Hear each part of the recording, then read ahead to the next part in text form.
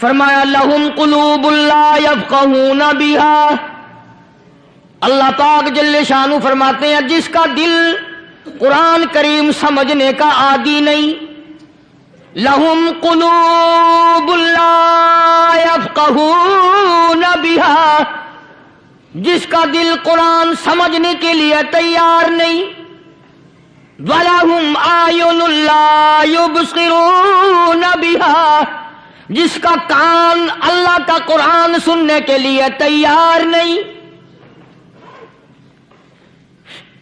أَمْ لَهُمْ آذَانٌ لَا يَسْمَعُونَ بِهَا، أَمْ لَهُمْ آذَانٌ يَسْمَعُونَ بِهَا، جس کا کان خدا کا قرآن سننے کو تیار نہیں۔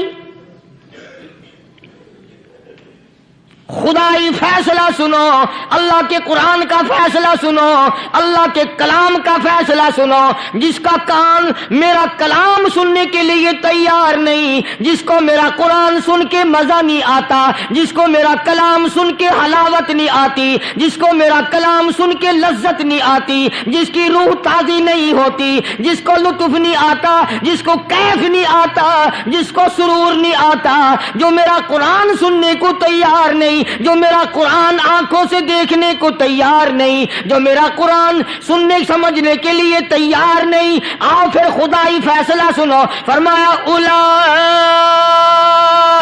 کالانعام،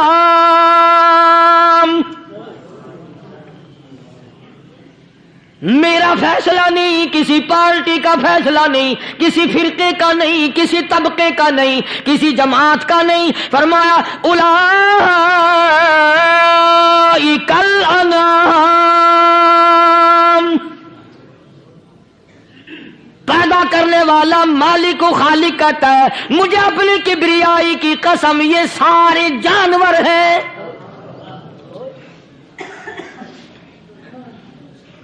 یہ سارے کے سارے جانور ہیں، یہ درندے ہیں جو ایک دوسرے کو چیر پاڑ کر کھاتے ہیں، یہ درندے ہیں جو ایک دوسرے کا خون پیتے ہیں۔ فرمایا بل ہم اضل، جانوروں سے بھی بدتر۔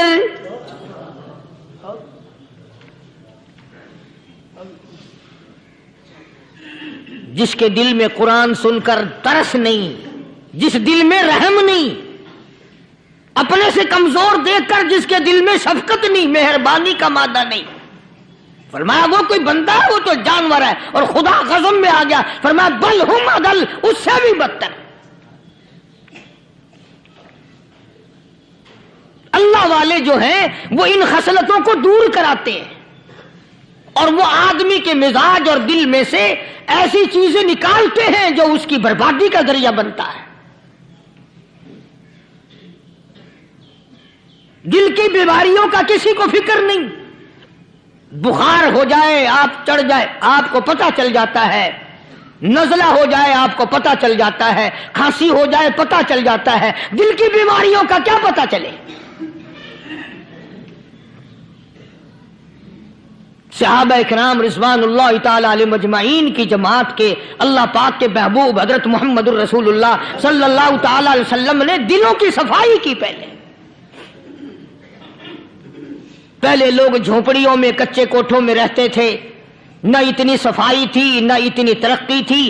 آج برتنوں کی صفائی دیکھو، کپڑوں کی صفائی دیکھو، مکان کی صفائی دیکھو، رات دن بس اسی دھندے میں لگے ہوئے، سارا دن برتن دھونے سے فرصت نہیں، سارا دن کپڑوں کے بناؤ اور سنوار میں فرصت نہیں۔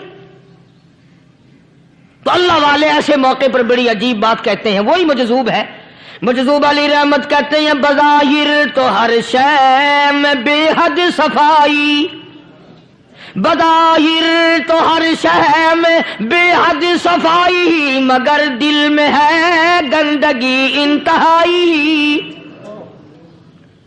بظاہر تو ہر شے میں چہرے کی صفائی، بدن کی صفائی، نہ جانے کتنی قسم کا صابن ہے، نہ جانے کتنی قسم کے پاؤڈر ہیں، نہ جانے کتنی قسم کے شیمپو ہیں، نہ جانے کتنی قسم کے کپڑے ہیں، کیا چال ڈھال ہے، کیا نئے نئے ڈیزائن ہے۔ مجذوب کہتا سب کچھ دیکھ لیا بظاہر، تو ہر شے میں بے حد صفائی، مگر دل میں ہے گندگی انتہائی۔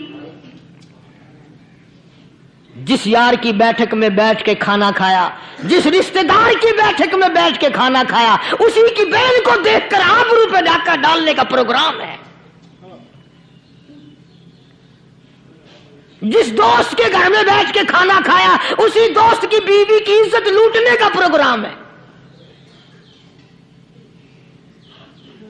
پرانے زمانے میں اب بھی دلی جیسے شہر میں اگر دعوت کی جاتی ہے تو وہاں ایک تشتری میں نمک آتا ہے سب سے پہلے۔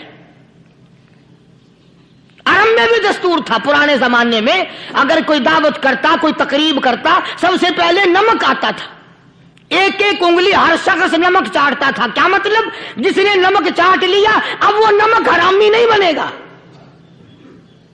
اس گھر میں چوری کرنا، اس گھر کی آبرو کا غلط تصور لانا، اس گھر کے مال میں خیانت کرنا وہ حرام سمجھتا تھا جس گھر کا میں نے نمک چکھ لیا۔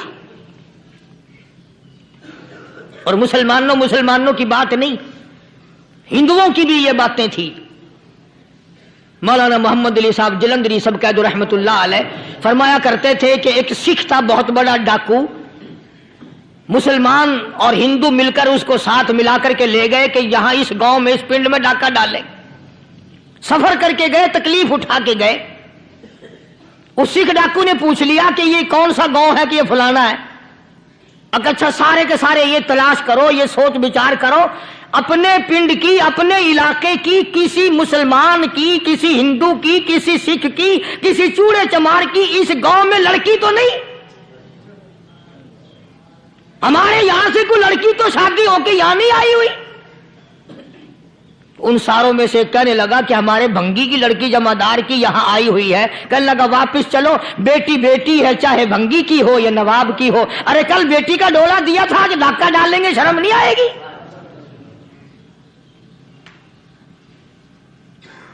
آج وہ تصور کہاں چلے گئے؟ اور ہم سب روتے پھرتے ہیں سکون نہیں، سکون نہیں، اطمینان نہیں۔ ارے اطمینان آئے گا کیسے؟ ہمارے دل بے ایمان ہے، نیتیں خراب ہے، آئے گا کہاں سے؟ صحابہ کرام رضوان اللہ تعالی علیہ مجمعین کی جماعت نے اس قدر اس بات پہ محنت کی اور کوشش کی کہ غلط لقمہ بھی پیٹ کے اندر نہ چلا جائے۔ چنانچہ میں علی الاعلان کہتا ہوں 1,29,000 صحابہ کرام، کالی کملی والے کے دیوانے اور پروانے، حضور کے یار جانثار، حضور کے ساتھ فاقہ کھانے والے، پھاقوں مرنے والے، پتھر کھانے والے، اپنے بچوں کے ٹکڑے ہوتے ہوئے دیکھ کر لا الہ الا اللہ محمد الرسول اللہ کی صدا بلند کرنے والے صحابہ کرام کا یہ حال تھا۔ پیدل سفر کر کے جاتے تھے یہودی عیسائی، شام نکل گئے، فلسطین نکل گئے، ہندوستان آ گئے، 2 سال لگ جاتے تھے۔ اپنی جوان بیٹیوں کو مسلمانوں کے گھروں میں چھوڑ کے آ جاتے تھے۔ کبھی نگاہ نبوت نے جن کو رنگ دیا تھا، کبھی کسی صحابی پہ ذرہ برابر الزام نہیں لگا۔ ان یہودیوں کا، ان عیسائیوں کا یہ عقیدہ تھا کہ محمد صلی اللہ علیہ وسلم کے جو غلام ہیں ان کی نگاہ بھی پاک ہے، ان کے دل بھی پاک ہیں، ان کے ارادے بھی پاک ہیں، ان کے ہاتھ بھی پاک ہیں۔